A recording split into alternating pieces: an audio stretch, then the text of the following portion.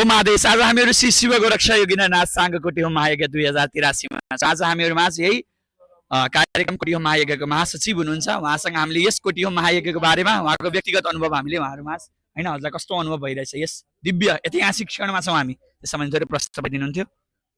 शिव गोरक्षा योगिनाथ साङ्गकोटी home महायज्ञ जुन 2022 यो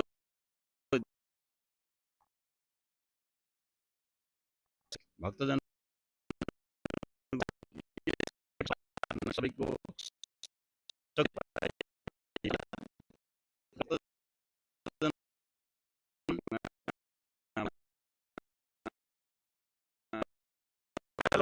पनि सुन्ने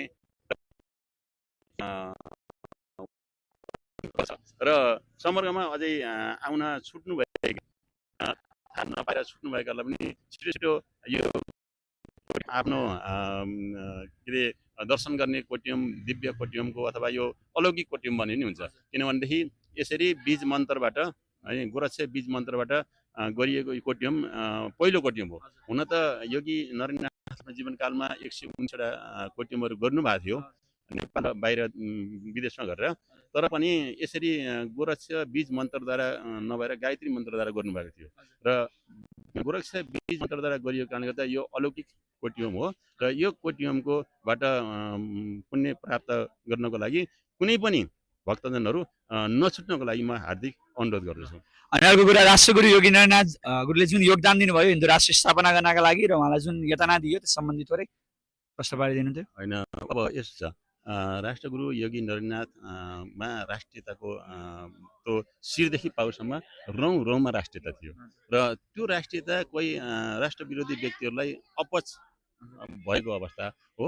तापनि योगी नरनाथ गुरु आफ्नो अडानमा कहिल्यै पनि विचलित हुनु भएन र राष्ट्रिय पक्षमा सधैँभरि बोलिरहनु भयो, लागिरहनु भयो र जीवनमा त्यसमा समर्पण गर्नुभयो र त्यसको प्रतिफल आज हामीले यस्ता यी दिव्य है योहरू प्राप्त गरेका छौँ र उहाँले 129 ठाउँमा जुन कोट्यम गर्नुभएको छ अझै पनि राष्ट्रले अब भक्तजनहरूले उहाँका अनुयायीहरूले ती कोट्यम स्थलहरूको संरक्षण गर्नु आवश्यक देखेको छु मैले है।